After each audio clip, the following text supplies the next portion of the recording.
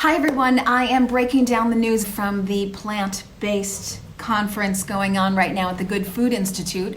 So we sort of woke up to big meat and what they are thinking for the future. But before I talk to you about what's going on this morning, I do want to recap a little bit of what happened yesterday. So just to kind of break down some of the main points from yesterday, it remains to be an area of concern that there isn't a level playing field for things like subsidies and even things like the laws. So in Arkansas and I believe it's Missouri, they're fighting over the terms of meat, and there's a lawsuit with Tofurkey and some of the organizations there, not the meat companies per se, but the organizations that represent farmers and community growers about can you use the term sausage?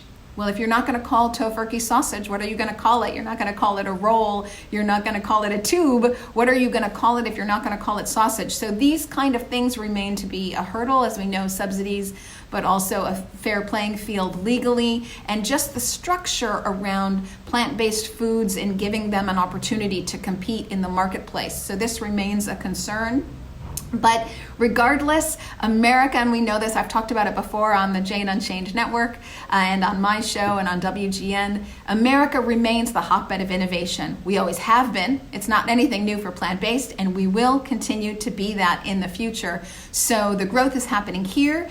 It's almost a sense of national pride, I would say. Americans innovate. That's what we do. There's no reason that we would sit in the back of the bus this time around in innovation. We have a growing problem on our hands as we go from 7.7 billion people to 10 or 11 billion people on the planet. Someone's got to crack that nut, find a solution to that problem to feed all those people. The resources aren't increasing. No, we have the same amount of water, actually less as we move forward. We have the same amount of land. The only thing that's increasing is the people. So we don't have more resources to play with. So it's Americans who are innovating to solve that problem. Actually, that's what we're doing right here at the Good Food Institute conference taking place in San Francisco. So that's kind of an exciting bit of information.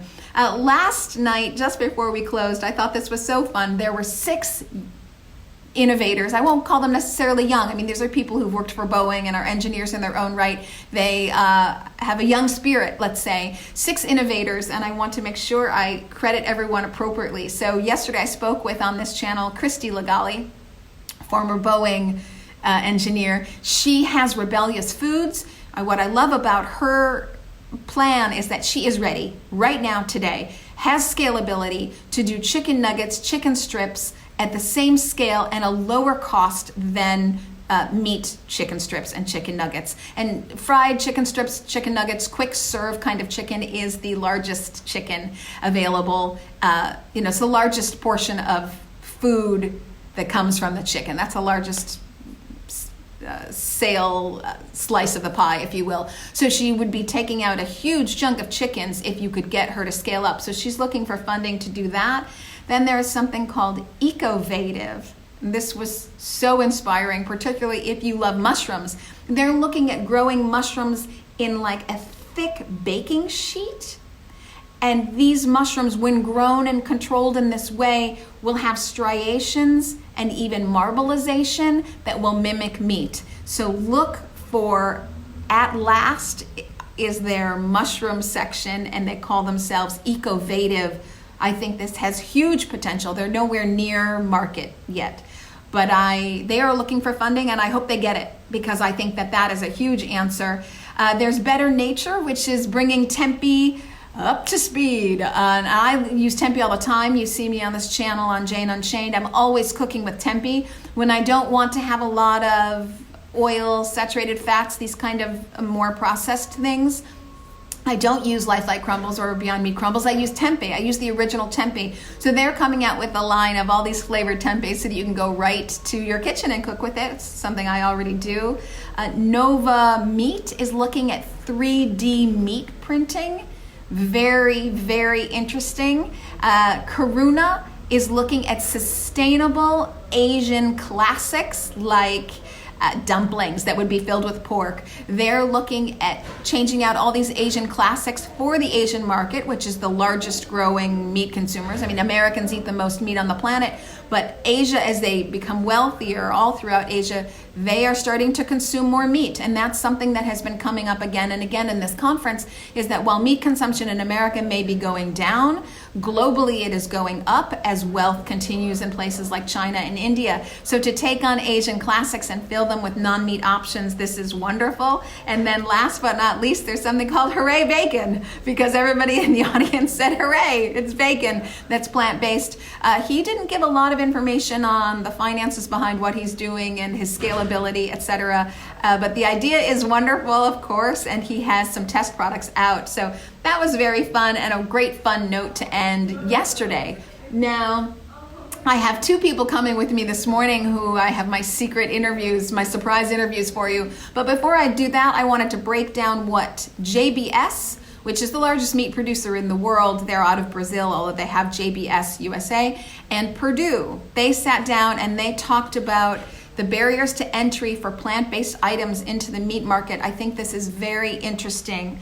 I will generalize and say that while both of them were very open to plant-based alternatives, and they know that there's some kind of future there, they aren't, it's not that they're not convinced. They are 100% on board, but they think we have a long time to go. I want to make sure I credit these people. So sorry, Eric Christensen, Chief Marketing Officer of Purdue Farms, and Christy Labor, Global Innovation Leader for JBS. So some of the highlights that came out of that is they say that really what's making the shift in consumers' mind is thank you Beyond Meat. I mean, can't come up enough how they have changed the world by putting plant-based meat in what they started off as saying our meat counter, our meat section, then their meat section, and then they sort of corrected themselves and says, well, no, it's the grocery store's for everybody and the meat aisle is for everybody, so plant-based included, we're all there in the meat aisle. But shifting that for consumers to see that plant-based options can be in the meat aisle, what Beyond Meat did there really has shifted the way the whole industry is now starting to see plant-based meat options. Purdue is coming out with something called Purdue Plus, which is a blended product, which they say is, a premium product for them because at this point they mass produce the chickens to such an extent, and they're going to continue to do that. They have no plans on stopping, nor does JBS. They aren't changing the way they do meat. But this blended product, the vegetables are actually at this point more expensive than the leftover scraps of chicken that they would put in their nuggets. So they have a blended product coming out, I believe this week, he said. It's out in 7,000 stores called Chicken Plus. And what I think is good about this, I'm not a fan of blended products, quite frankly. I think it uses the term plant-based because half of it's plants or some portion of it is plants, and yet it's very confusing to the consumer. Is it plant-based? It's got meat in it. What is going on? I do think it is an overall, I'm looking for overall progress, and I do see overall progress with these kind of products because they're doing huge marketing behind it. 50% of their marketing budget is spent on Chicken Plus. Jim Purdue, the highest person in Purdue Farms, is all over this. And I think what it's going to start telling the average consumer, not the person in LA or Brooklyn, but the average, or San Francisco, the average person, oh, yeah, I'm working in more vegetables. It's not a big deal. I'm not afraid of it. It's coming in the package from the company I've always bought from. Okay, and as you see this shift, this is another thing we talked about this morning, as you see this shift from the consumer of them and us, you're seeing less and less vegans over here, meat eaters over here. You're seeing this coming together of like, yeah, we all eat what we eat. Some people eat more meat, some people eat 50-50, some people eat only vegetables, but other people also eat vegetables. And you're seeing this confluence, the Venn diagram is coming together. And so it's helping that happen when they're putting 50% of their very large marketing dollars towards a blended product that its benefit, its sole purpose for being on the market is that it has vegetables. you're telling the consumer, you want vegetables, you need vegetables, bring more vegetables in, and that gets more flexitarians. That's how I see it. So I think that's a good thing overall, but basically both of these people felt that, we're a long way off from a plant-based world. That's what they feel. And that at the same time, they're actively watching the market and they're actively getting into it. Purdue is actively getting into it. JBS is taking more of a long-term stance. They're looking at governance. They're looking at legal structures. They're looking for how to really play and win in this game. So Christy from JBS said, for there to be real shift, you have to get all the major players in. And for the major players to be in, they have to win at the game. They have shareholders. They have other things that startups don't have. Startups don't have to worry about making money. They can just reinvest and reinvest and reinvest to continue to grow. And that's not the case with a large company like JBS or Purdue. They have to always be thinking about the bottom line. So that was very exciting. The last thing I'll tell you before I start my interview with Lisa Feria of Stray Dog Capital, who's going to be here in just a minute, is that I had an off-the-record conversation, so I'm not going to name with who, but with someone at Impossible Foods, and I just had some great learnings from him. He was saying that really it was Burger King who was driving the start and the testing in Missouri and in Montgomery, Alabama, and in Georgia, because they really wanted to see if it can sell there, it can sell anywhere. So Burger King has been a big partner for them. Obviously, we know that, but I didn't know that it was Burger King picking the cities, so that's kind of interesting. The biggest news out of Impossible Foods is we don't know where. Could be Montgomery, Alabama again, but they are going to be in the retail, in the fresh foods meat counter. So you can look to see Impossible Foods sometime this month of September, retail, where you can buy it somewhere in the United States. So that's very exciting. Right now, the Impossible Burger is in 16,000 outlets across the United States. So that was kind of another fun fact that he shared with me. And that he did just confirm Pat Brown's intentions. And I think we all know this, but sometimes there's criticism out there, and I want to really put that to rest, that he's dedicated to getting animals out of the food chain, and that his real concern is bringing tasty food at a cheaper price to everyone. So that is the mission that I'll repeat as told to me at the Good Food Conference for Pat Brown and Impossible Foods. Again, we probably knew this, but I think it's always good to hear it again, that someone as bright and as hardworking as Pat Brown, he's also involved in Kite Hill. A lot of people didn't know that. That was his company before Impossible Foods. He was involved with all the innovation there, that he's really dedicated to getting animals out of the food chain. So I'm going to stop this, then I'll come right back with Lisa Feria. Everybody, I am back at the Good Food Institute conference, and I have Lisa Feria with me, CEO of Stray Dog Capital. So just give it to us quick. Stray Dog Capital, what is it? So we are a venture capital fund, and we usually invest in early stage food and food tech startups and a little bit of cell-based technology as well. Wow. Okay. So just give us some of the names that we would recognize. Beyond Meat, of course, Yes. You were early into that, but give us That's some right. of the others. So we have Miyoko's Kitchen, we have Memphis Meats, we have Alpha Foods, and we have fermentation as well, like companies like Jaltor. And so when you say fermentation, you are talking about not cell-based meat. You're talking about protein that would come not even from plants. That's right. We don't know what it is. It's a microbe. Yeah. It's a plant. It's an animal. We're not exactly sure. Yeah. I'll be talking with Thomas Jonas later today from Sustainable Bioproducts, and he's going to talk to us all about microbe fermentation. But okay, let me talk to you about what you did yesterday. Sure. You were here at the Good Food Conference, and you were talking about some of the mistakes that startups make when they come to you, because basically startups come to a place like Stray Dog Capital, they ask for funding so that they can make all of our dreams come true. That's right. But it's not all buttoned up like you might think. So tell us about some of the mistakes and what people really shouldn't do. Yeah, I think that one of the easiest and most solvable mistakes that entrepreneurs do is that they don't really check their decks all the way through in terms of what an investor wants to see. So for example, sometimes I get decks and investors and entrepreneurs spend a ton of time trying to tell me why plant-based foods are needed or food technology or synthetic biology. And this is a shocker, but I know that already. That is why we invest there. So I don't need any of that. You can go ahead and skip the whole like why is this important and why this is good, and really think about what are the things that somebody like myself and at Straight Out Capital who sees a lot of these companies, what are the things that I'm going to be looking at? And it really is all about differentiation. What is it that your company and your product does different than any other company that I've seen or will see out there? And really drilling down, whether it be a product differentiation, whether it be a financial reason, I love those as well. You find a way to make it cheaper, better. Whether it be a team situation, like really focus on what makes you different.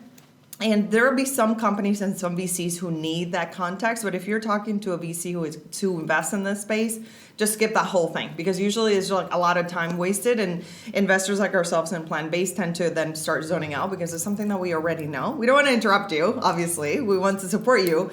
But we would love to get to the nitty gritty of what makes you amazing. So this is interesting to me because when I see that the list of the companies that you might have, for example, Plant Power Ventures is one of the people I've also spoken to. I see a lot of snacks, a lot of chips, and I think, wow, this is a lot of the same kind of product. So even for me, not knowing the deck and the details, I think these aren't that differentiated.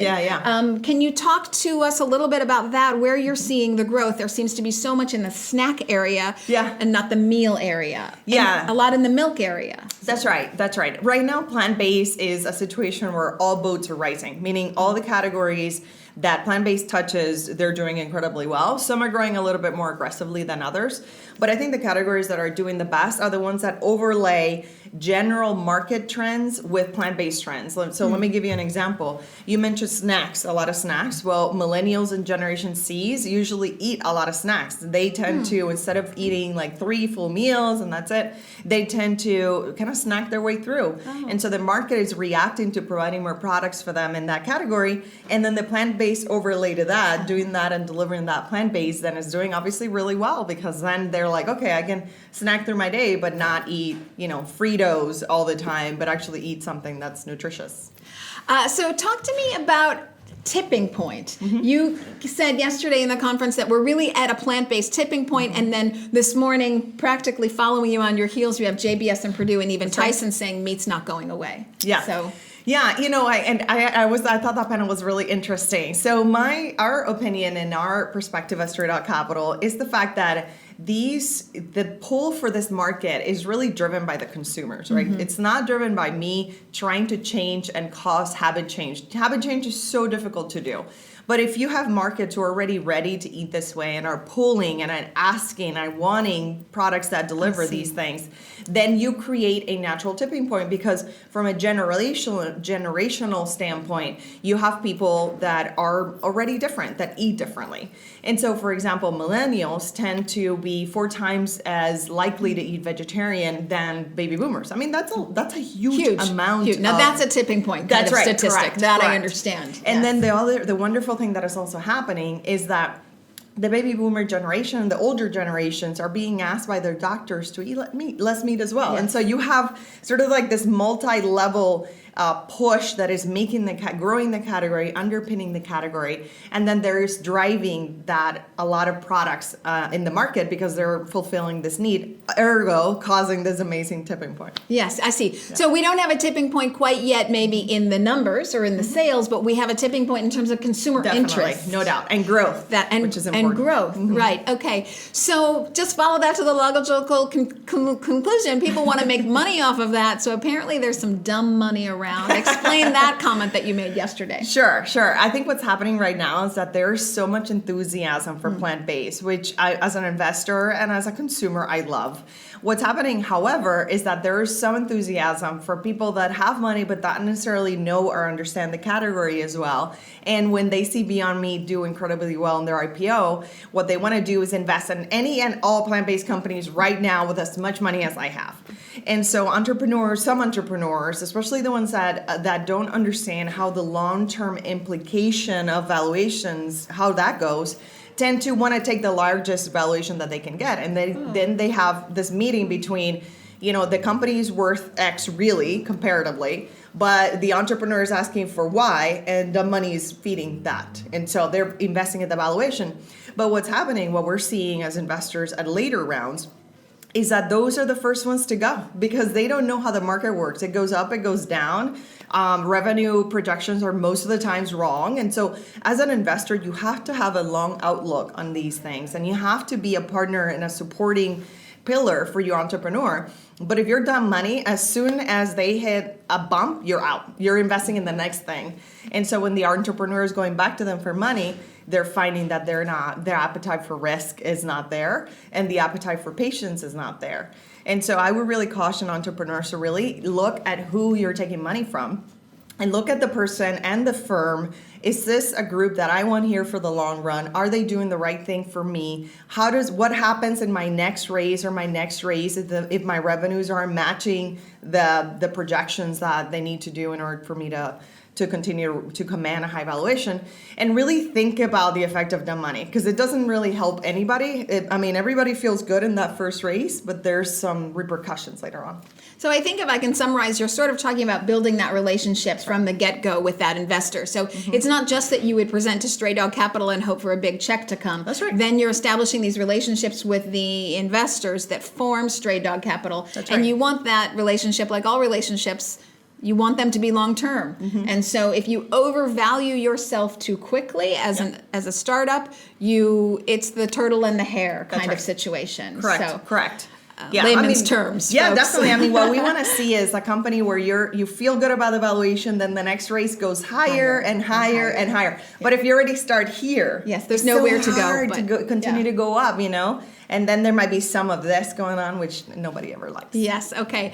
So maybe talk to me, if you have a minute, about what you're expecting to see next. Investors interested in cell-based technology, or where are things going for us? Yeah, I think that there's so many other categories that plant-based is just barely touched, right? We talked a lot in the conference about seafood. I don't know how much hasn't been discussed, but seafood is an under-realized opportunity for plant-based. And not only seafood, but actually products that are what we consider shape products or products that have structure to them, right? So if you think about a burger versus a T-bone steak, right? The T-bone steak has a bone structure associated with it.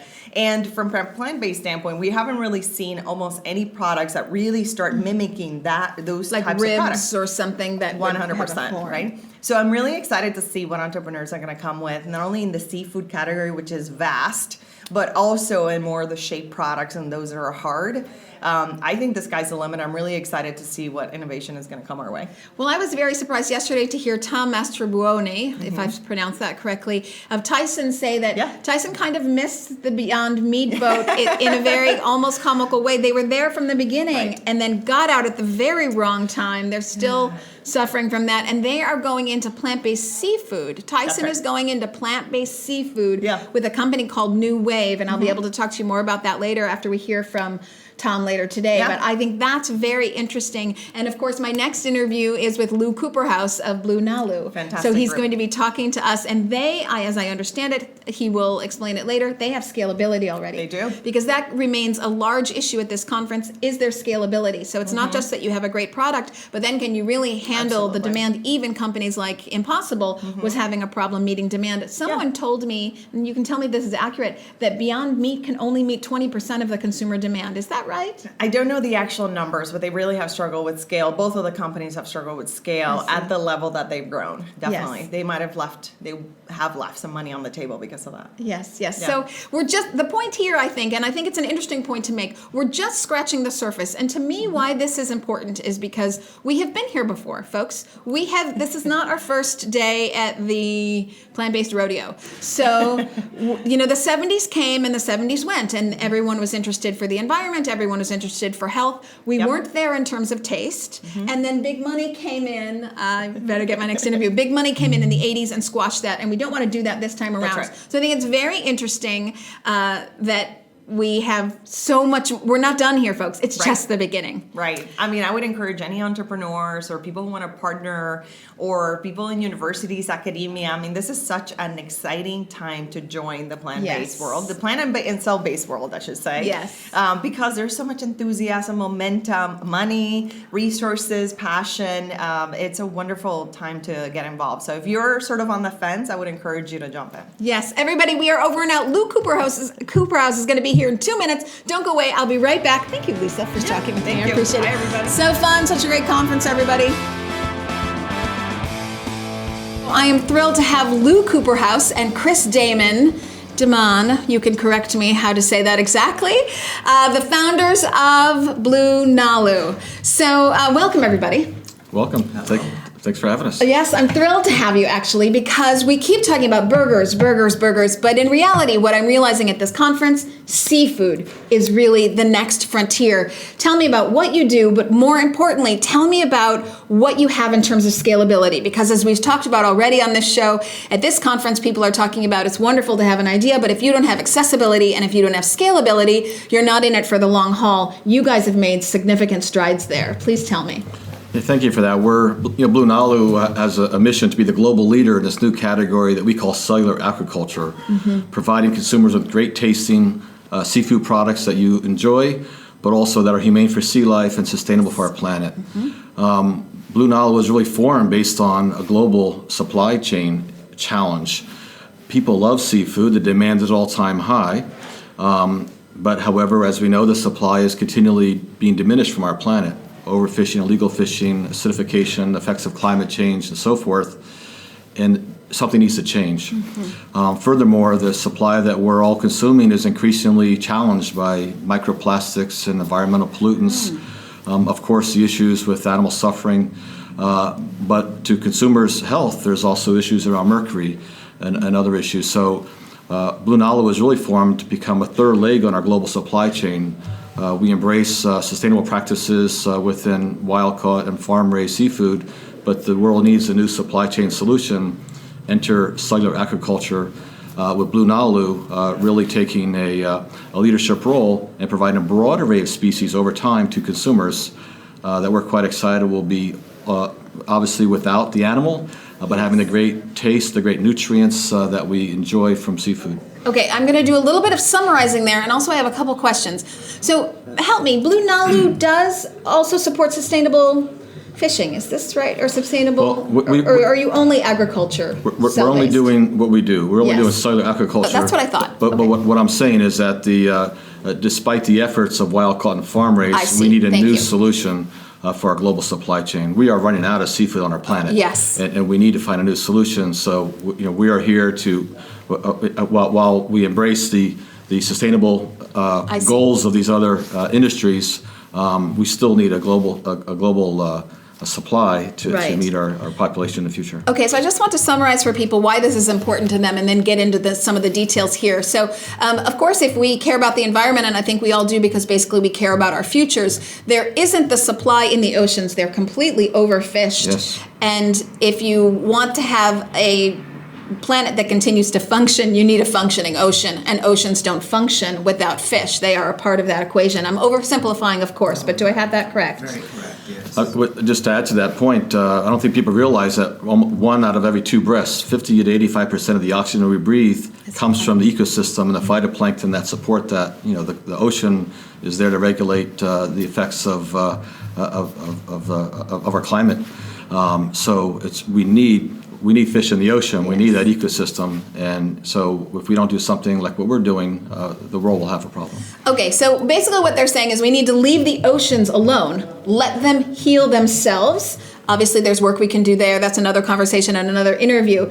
And stop fishing from the oceans. But in addition, if that sort of global concept just seems too far off to sort of process for yourself, there is mercury in the fish that you eat, and there are microplastics in the fish that you eat. So by having cellular fish, which I think a lot of people at first stance say like, eesh, then you start thinking about all of the ramifications of cellular fish. So you don't have any antibiotics.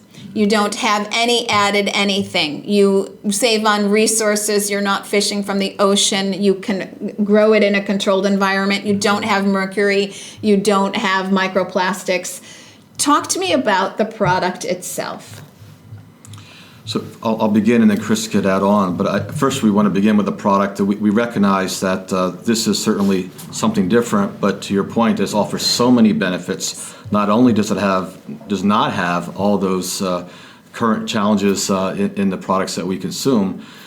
By the way, there's also other interesting benefits, some that are quite significant. It's also no bones. It's 100% yield. So we're replacing the current model where we're shipping whole fish, maybe 7,000 miles from Asia to, say, New York City, which might result in maybe 30% bycatch, maybe 20% food spoilage, but then 60, 70% yield.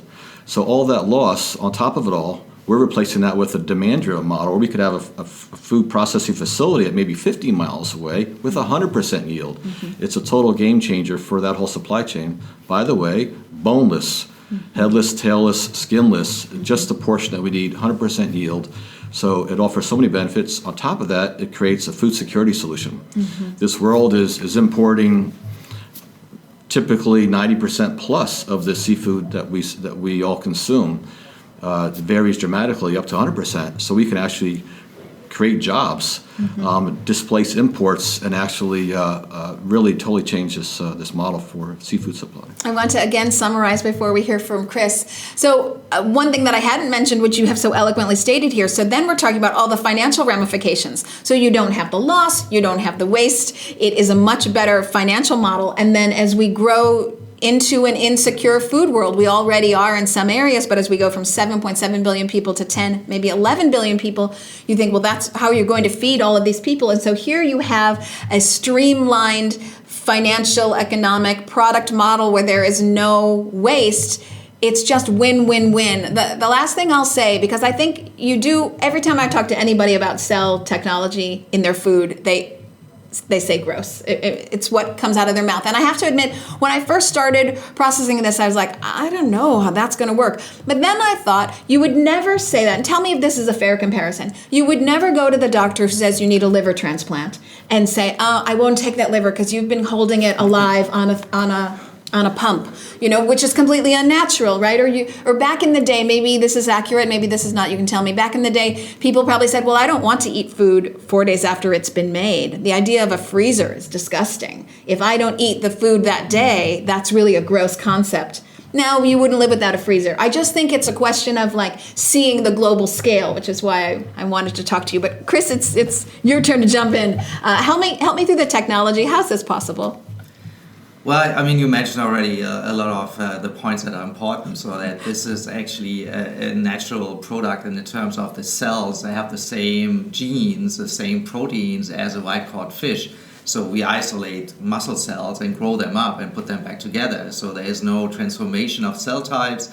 It's the meat you usually eat from a fish just grown up to larger amounts. So the nutritional content is the same. So what we do is really taking cells from the fish you usually eat, the part you usually eat, just make more of it in a nutrient solution and then putting it back together in a piece of fish. And that's it. So we're using all edible ingredients. So this is not genetically modified in any way. It's just the cells you usually have, just grown up to larger amounts. And we use collagen or alginate, so it's things you have in other foods. And that's basically it. And that's the beauty of the entire process. I think it's very actually gentle and as close as you can get to the natural one, doing it in a bioreactor. When you say put it back together, what do you mean? We're using 3D bioprinting approach. That is a fancy word for extrusion. What you do in the kitchen sometimes with, if you have a cream, mounted cream, you squirt it out and make nice, structures. We can do that with cells. And this is a manufacturing process, but it's actually pasta also. Yeah, it's pasta. Right, pasta extrusion. It's okay. Simple. The cells are like a very thick liquid, and you can handle it and put it in different forms. that's basically how it's done. So there's not much secret to it, actually. If I could add to that, Elizabeth, I think we've already designed what a factory of the future looks like. We call that our Phase 5 factory that we believe is really near term. We believe we can break ground on this factory in about 5 years. But this factory, what this looks like to the human eye, it looks like a microbrewery. So there's large stainless steel tanks, very familiar, very common food processing equipment that then meets traditional food processing. We can smoke it, grill it, sear it, batter bread, fry it. The same thing, the same experiences you love about seafood can now be available, but without the animal ever being part of the process. So I have 3 questions there I'll pick up with. First, maybe it's a comment. That process of taking the cells and growing them and putting them back together, to me, is actually much more natural than any kind of fish farm. So of course, if you have fish in the wild, I would prefer to leave them there, but of course they're in the wild doing their thing. That's probably the most natural. But next, I would say, would be cells, because if you've ever been to a fish farm and you've seen the conditions and the swarms of fish and they have nowhere to go and they're going to the bathroom on each other and it's polluting the land below, there's nothing natural about that system. Humane, even nothing that would make sense to human beings, I think, about that system. So this system, I think, is very interesting for that. But I'm wondering how, as you say, that you have this factory that you might go to in 5 years, you believe. How can you scale this product? Because when you're talking about extrusion and printing, 3D printing, that seems hard to scale. It's actually not that difficult. It's what people think about when they hear 3D printing. They think about the medical applications where you have a very fine needle, micron resolution. We don't need that. We make a big piece of fish, so you can actually do a larger amount of it, and it goes very quickly. So it's more like food production. If you think about cookies, if you go to a factory that make cookies, you will see that. I mean, there's this little nozzles coming, and That's what you're doing. Our process is a little bit more complicated, a little bit more sophisticated, but to get the structure right of the fish. But it's really that process. You extrude it, and it's really very well known from the food industry. And we're adopting that technology, and it's absolutely scalable. Yes. So I think I saw somewhere that you're talking about, correct me, I'm sure I have the number wrong, 17 million pieces of fish that you could potentially get out to the world in 5 years. Well, to break ground on the factory in 5 years. So after that, we would probably open the facility a couple of years later. But yeah, it's basically we were saying 9 to 18 million pounds. If they were 4-ounce portions, that's up to 72 million 4-ounce portions in a factory. That's about 150,000 square feet in size. And we see these factories initially in Southern California, where we're based in San Diego, in that area, but also once we really refine our process, these are factories that could be around the world, again, close to regional population centers, making products that are customized to the needs of local population. It could be, for example, eel in Asia. It could be mahi-mahi in America. It could be sea bream or something else in Europe. So just a wide array of species will be possible based on our technology approach. So I just want to hit those numbers again because I think they're very important. You're talking about 150,000 square feet that can produce up to 82 million portions of fish. Did I get that right? 72. So 18 million pounds, 4 ounce. Yep. 72 million 4-ounce portions. Correct. So that already should tell you the efficiency of what we're talking about. Yes. And how that can change, and as Lou said, not just better for our health and clearly better for the ocean as it tries to heal itself, but it can represent jobs for people. It can just disrupt the world as we know it, basically. We're excited. I mean, because again, we need to do something. Demand for seafood is at all-time high. It's the highest ever. And if you look at some of the data come out of UN, FAO, and other organizations, Asia is going to eclipse the rest of the world with their demand for seafood. It's actually 4 times higher in certain countries in Asia than it is in the U.S., which is quite high, and EU as well. So we need to do something pretty dramatically, and we're just quite excited at not just the opportunity in America, but globally. And we're quite aggressive at actually approaching this as a global opportunity, reaching out and creating relationships, strategic partnerships in Asia and Europe as well as America, to really take our business forward. Talk to me about governance and legal structure for this to happen successfully around the world, because if you're going into Asia, but Asia still is perhaps engaging in fishing tactics that... talk to me about the international legal structure that this could function in or needs to function in. It will vary nation by nation, so because each nation has different regulatory requirements. In the U.S., seafood is under the governance or under the regulatory authority of the Food and Drug Administration, the FDA. Cell-based meat and poultry, however, is under the regulatory authority of two agencies, USDA and FDA, working collaboratively. So this is actually helpful for us because it's a single pathway. We're excited to engage in discussions with the FDA early and often as they request. To be very transparent, to make sure that the public is aware that absolutely these products are safe. In fact, they fall under very similar guidelines of traditional seafood and meat and poultry production. There's a guidelines that really addresses, could there be any potential hazards and how do you control those? So very similarly, we will ensure that this product is absolutely safe.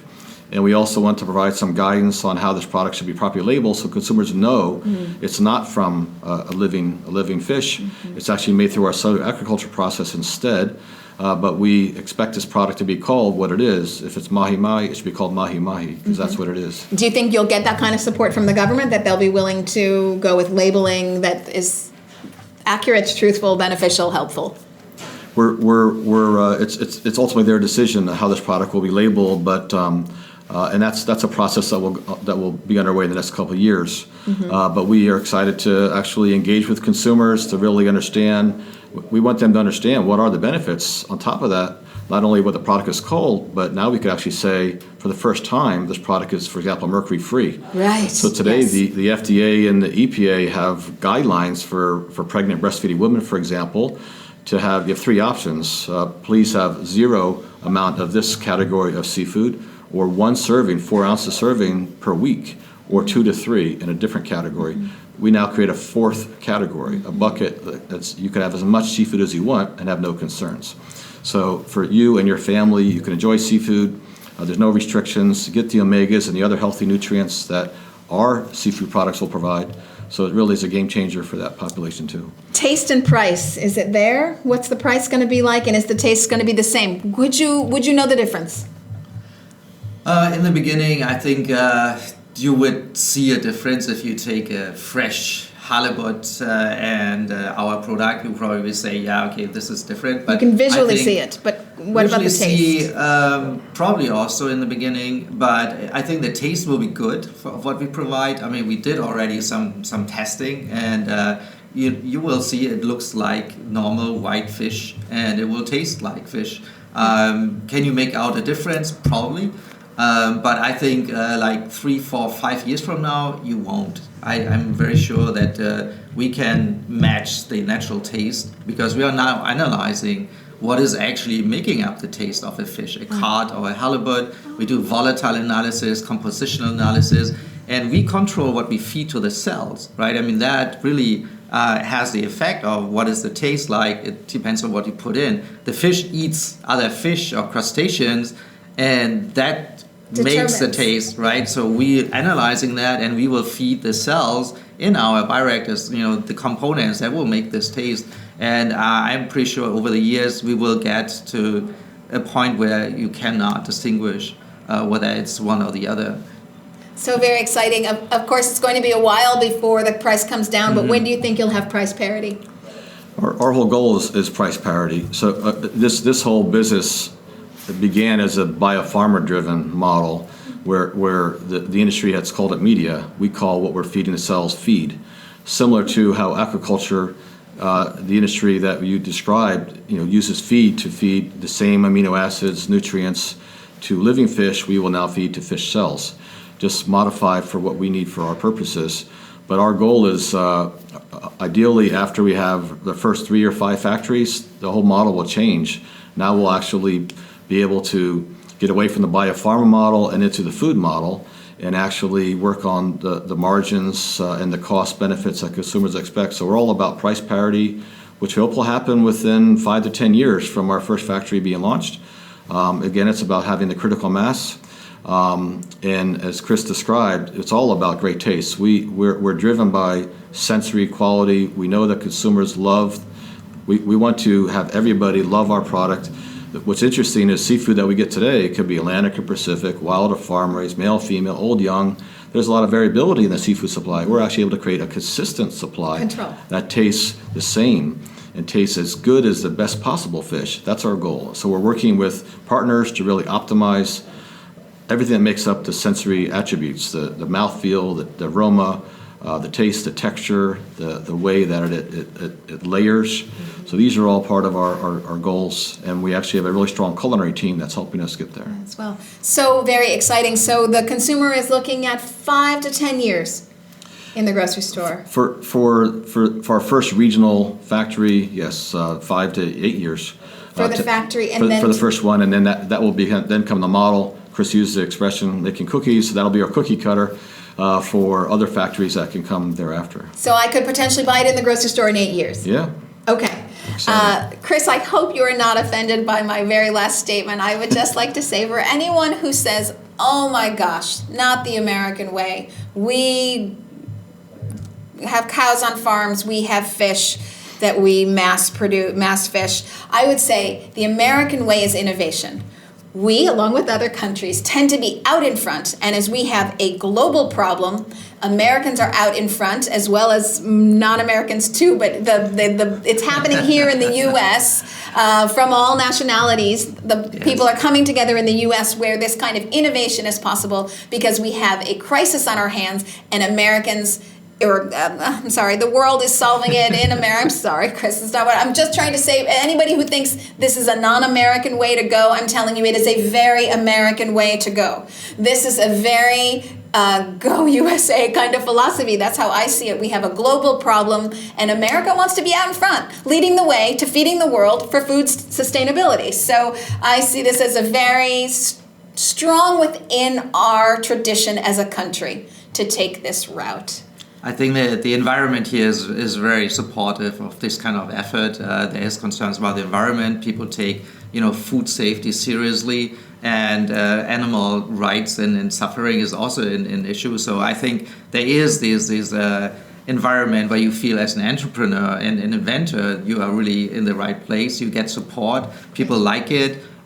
There's criticism. People should be critical of new things, and that's okay. And fortunately, this has also caught on in other places. Israel has a lot of innovation going on in Europe, even. Holland has in Holland, yes. Meat, it starts, and so I think this is a worldwide movement, so to speak. The industry is growing, and I think there are problems that are global, and we need a global solution. At BlueNalu, we want to do our part, to help.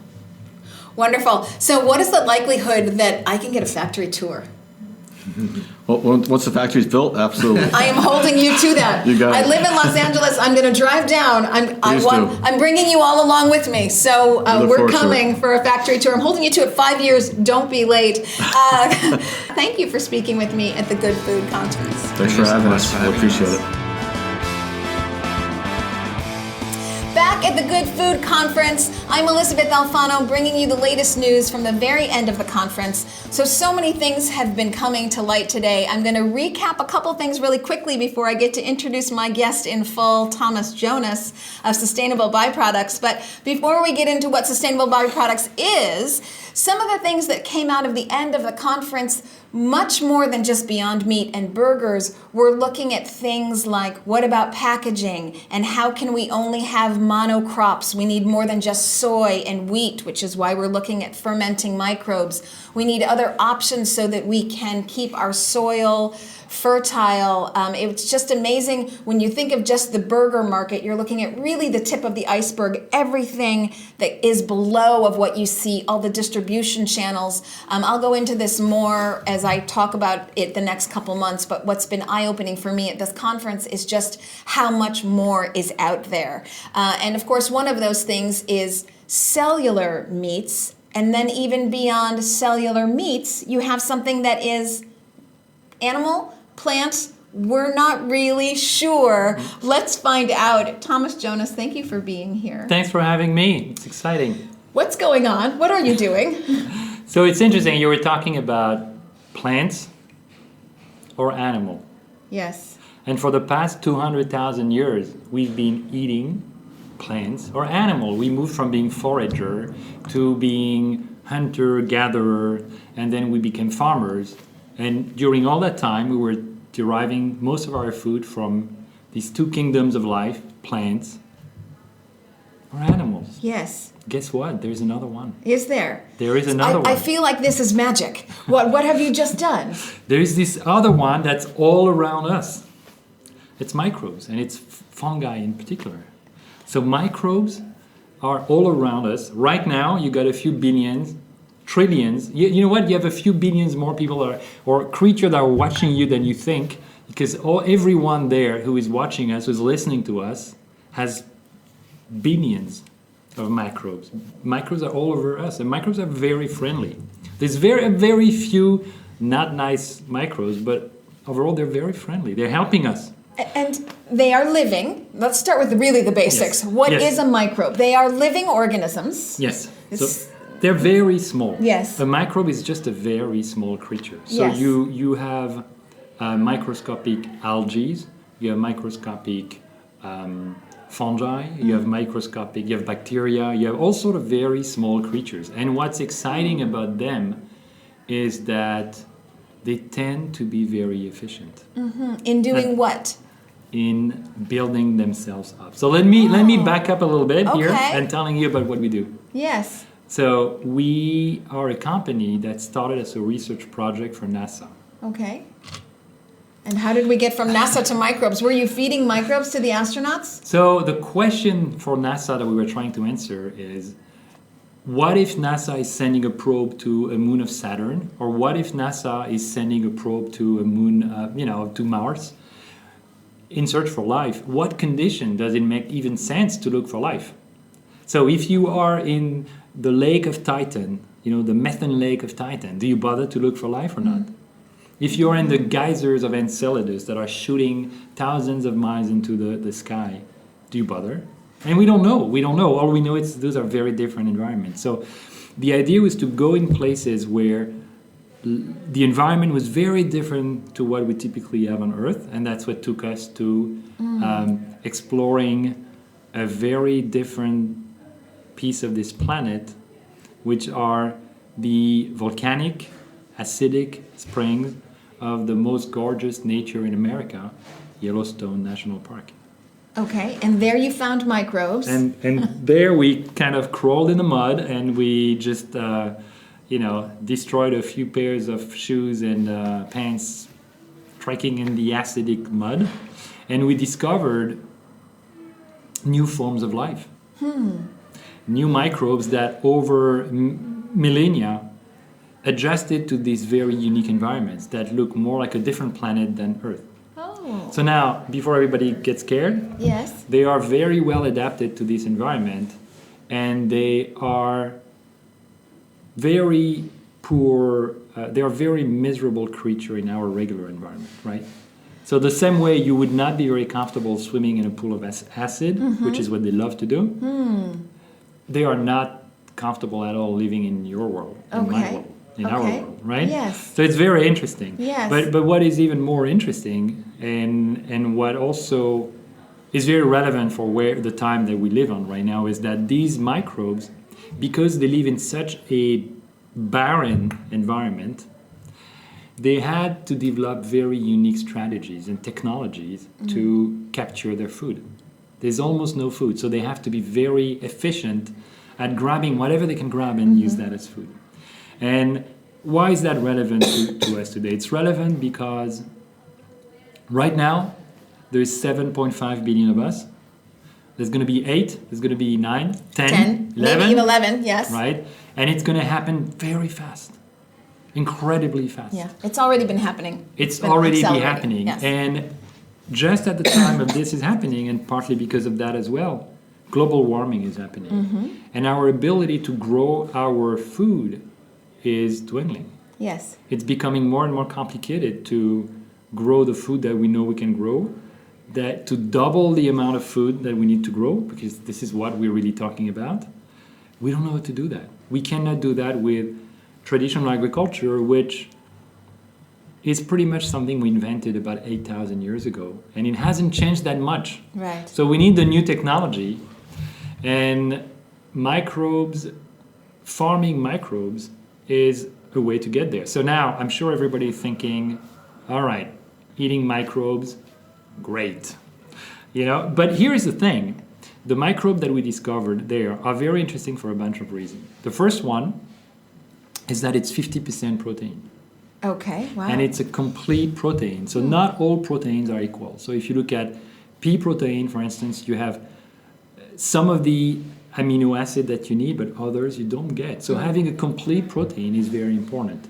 And you typically have a complete protein almost only with animal sources of protein, and also with soy and a very few plants. But overall, plants don't tend to have complete sources of protein, right? So this one is a complete protein, and it's 50% protein, and that's a very high concentration of protein. So this thing is just a little nugget of protein. Now, the second thing that's interesting about this organism that we discovered is that it's a filamentous organism. What that means is that it organizes itself in filaments that kind of look like muscle filaments. Okay, Right. we see where he's going with this. And the third thing that's really interesting is that it's an incredibly efficient organism. And we will be able, for instance, as we are in the process of developing a factory in Chicago. So our pilot plant is going to be in Chicago. And I think some of your listeners are in Chicago. Absolutely, They WGN will- Radio. Exactly. They're in Hyde Park, and you We're already in have Hyde your Park. offices there, right? Yes, But and- now you're about to... And we're going to put together a pilot plant, and I think your listener will appreciate that in the old stockyard. Wonderful. So, yes. So we're going to be The stockyards of John Upton, actually. That's exactly right. Right, the jungle. Started in Chicago in That's it. 1904 or Here you are. 1906, something Here you like are. this. Yes. So we're going to be back there making protein in the city of Chicago, and in burger equivalent, if you will, our factory will be able to produce what would take otherwise about 7,000 acres of grazing land. And this will be just in one factory in Chicago. Wow. So let me recap and summarize for those of us who aren't scientists. So when I think of eating microbes, I think of basically I will be hungry all the time because I think of air. They're so, like I'm eating microbes right now, probably. They're all around us, so I think of something that is not going to fill me up at all. Yes, I understand. But what you're talking about, and a statistic that you threw out yesterday when you were speaking, is that if you're looking at growing an animal for human consumption, that can take a year, several years, Yes. at least 6 months, and that would be a completely inhumane, abnormal, unethical, not really human way of functioning on the planet. And that's at its shortest amount. But for microbes, you're talking a matter of hours where you Yes. can... Doubling time. So But are you talking about doubling the size of a microbe, which would mean nothing because it's still so tiny? Or are you talking about getting to the size of an animal? So here's the thing. There is this extraordinary thing called the power of 2. So 2 times 2 is 4, times 2 is 8, times 2, you know what I'm talking about? I do, yes. Right? And very quickly, if And you they play... tell 2 friends, and they tell 2 friends, and yes, so on, exactly. and so on. And very, very quickly, you get to billions of cells. Yes. Right? And that's how So they multiply. They multiply very fast. So if you think about a cow or a pig, or the doubling time of the animal, and I'm not talking about the replacement time, right? I'm talking about the time that it takes the animal to make 2 animals.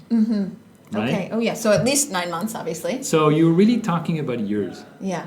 Our doubling time is a matter of hours. Yes, I see. So Okay. what that means is that we can very quickly do a lot of biomass. And when I Right. say a lot, I want to say 2 things. First of all, it's not going to be like air. It's actually going to natively, naturally look like more like a piece of chicken breast, like broiled chicken breast. And this is because it's striated? Yes, It's because of the texture. filamented? Exactly. So the microfilaments of the organism kind of get intermingled, and it I makes see. this solid thing Okay. that looks like a chicken breast. And the other thing that's really interesting is, if you think about the miserable life of a cow, Yes. you know, it's a sad life, but it's also a very, even if you don't care about that, it's a very inefficient process, Right. So if you think about it that way, let's think about it. Chicago, if you take off out of O'Hare or Midway, you fly for about an hour or 2 hours over a sea of corn or a sea of soy, right? Yeah. So Not a tree to be found. Now it's just this huge Yeah. amount of soy and corn dedicated land. And so we basically plant that in the spring, and we harvest that in the fall, sorry. And it takes all that time with a lot of water and a lot of fertilizer to grow this big 7 feet tall corn. Yes.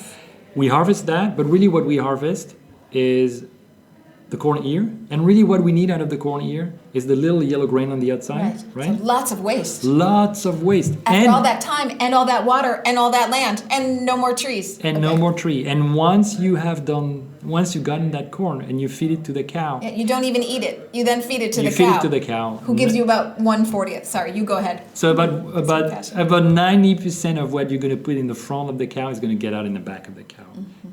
So you're doing all of this, you're mobilizing all this land, all these resources, all this water, all this energy. You're spraying all this pollution into your water Right. for a very ridiculous Return. return. Right. And our goal is to put something in your plate that's going to look very much like the real thing, that's going to nutritionally going to perform at least as well, if not better. Yes. And that is going to taste good, of course, because that's a given. And that's going to use a fraction of the resources that we need. And that is critical, because that's what we need for the planet tomorrow. So we are going to get back to taste, because it will all boil down to taste, convenience, scalability, accessibility. We've talked about that a lot in this conference. But you've hit on something that actually is the problem of animal agriculture. It is so wildly inefficient. And the more efficient they try to make it, the more inhumane and insane it is, obviously, for the animal and for us, as we don't reap the benefits of an inefficient system, and then we destroy our natural resources. And the population's going up, the natural resources are not going up. So we're destroying something very valuable to us, our air, in fact. When you cut down trees, you take your own air, so you're losing something incredibly important to the sustainability of your own future, not to mention the insanity for that animal, rather than just saying that system no longer works for us. For example, we don't use horse and buggy anymore. We have something called the car. So, There you go. things, we don't, did you type on a typewriter today?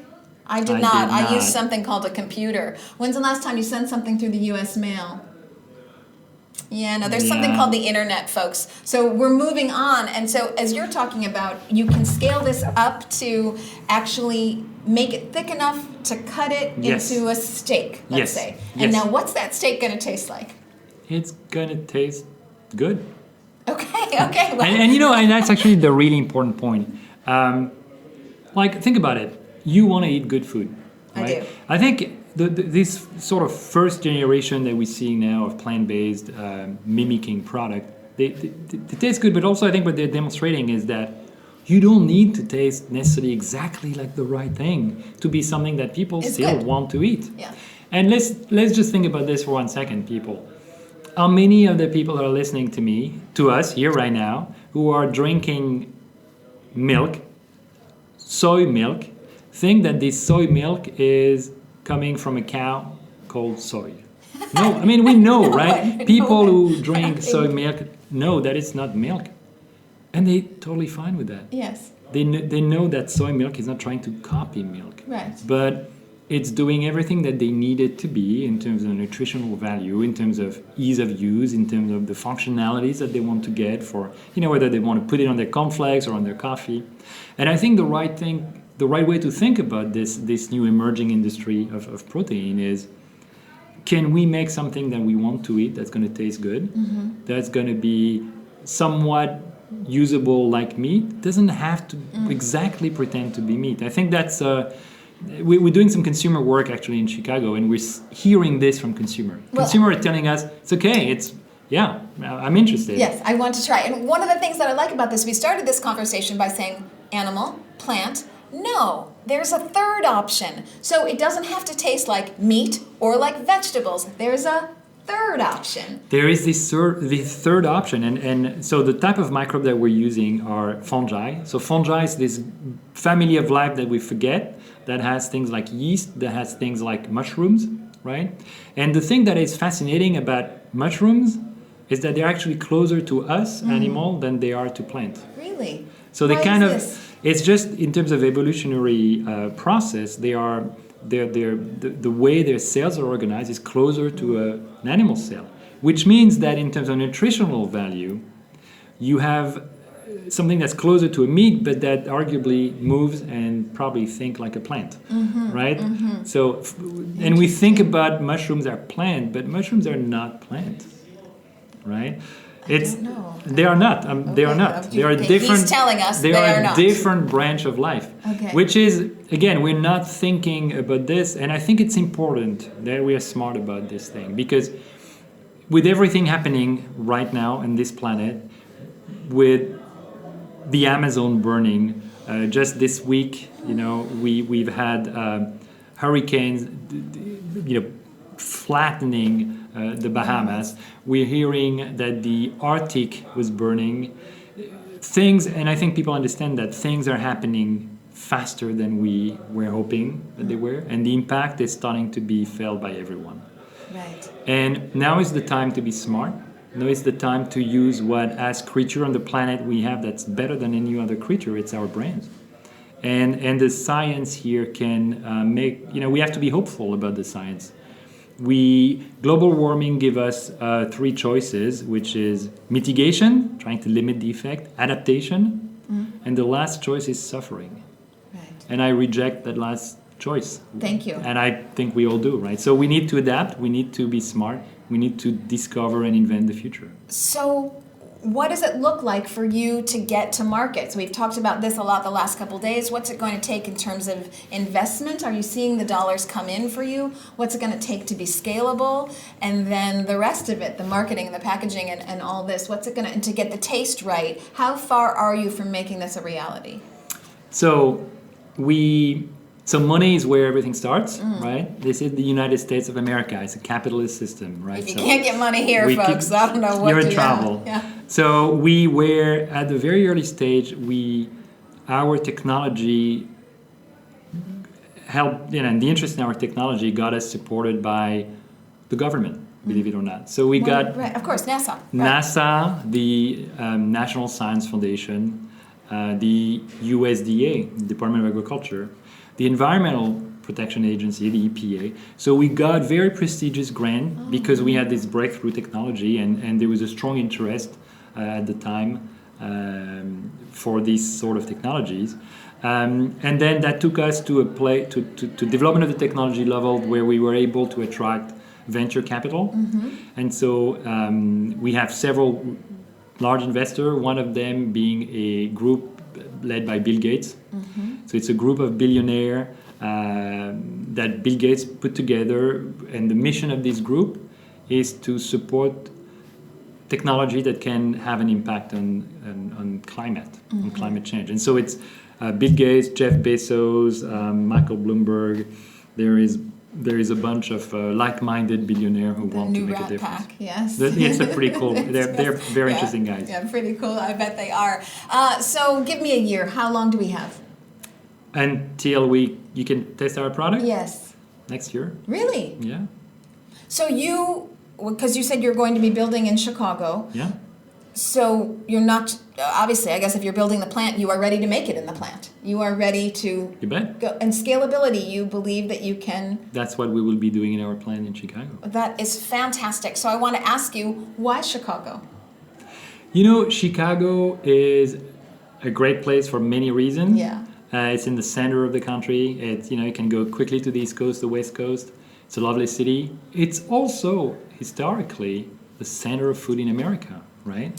It's the bread. It's the food basket in America is historically in Chicago. So we find a lot of talents, whether it's marketing, food science. I mean, come on, Chicago is a food city. There's no question. So Chicago is a food city. A lot of people don't realize this. It's also very much a vegan hub. I'm going to see if I can remember this off the top of my head. Upton's Naturals is headquartered there. The Good Food Institute has its innovation department there. Dandy's Marshmallows is there. Cool Beans Bean Wraps are there. Milkadamia Nut is headquartered there. You guys are headquartered there. Sustainable Bioproducts. Greenleaf Foods, Light Life and Field Roast is headquartered there. Chicago is a food hub. It's always had a lot of... It's the real deal. Yeah, it's always had a lot of food headquarters, but now it's got vegan food headquarters or I mean, it's a food headquarter. I mean, I think... It's a food headquarters. That's right. And you were mentioning vegan, and it's a vegan product. I think what's really interesting is we're seeing people who are not vegan who are interested by this sort of food, right? And people are realizing that it's not because you can not do everything that you should not do something. Agreed. Right? Couldn't agree more. More and more people are interested in cutting the amount of meat that they eat. It doesn't mean they're going to stop eating meat, but you know what? Even if they don't, that difference will make a huge impact. Right. And that is what we're about. So I have two final quick questions for you. One is, when that plant is built, Yes. are you giving me a tour? Of course. Okay, so we're coming back, folks. We're all coming back. We're going to go through whatever you are willing to show us. I cannot wait. We'll show a lot. We're very fascinated. transparent. Yes. That's the beauty of it. And Bruce, who is the leader of the Good Food Institute here, says all the time, when is it that the meat guys are going to be able to put camera in their factories? Right. We can put cameras in our factory. We're happy to have camera. And if they put a camera, you wouldn't want to see it. That's exactly why they don't do it. That's right. That's right. Okay, so on our parting words, I'll say, I have a joke for you. Okay. Are you ready? Let's go. Since we've been talking a lot about mushrooms, and mushrooms are sort of the key to what you're doing, fungi. Yeah, fungi. Yeah. A mushroom walks into a bar, and he says to the bartender, "Hey, I want a beer." And the bartender says, "Get out. We don't serve your kind here." And the mushroom says, "Why not? I'm a fun guy." That's the end of the Good Food Conference. We are fun guys, too. Yeah, we're not quite Bill Gates and Jeff Bezos, but we're pretty fun. That's a good one. That's a good one. Okay, you can use that. I'll quote you. I will use it. Yes.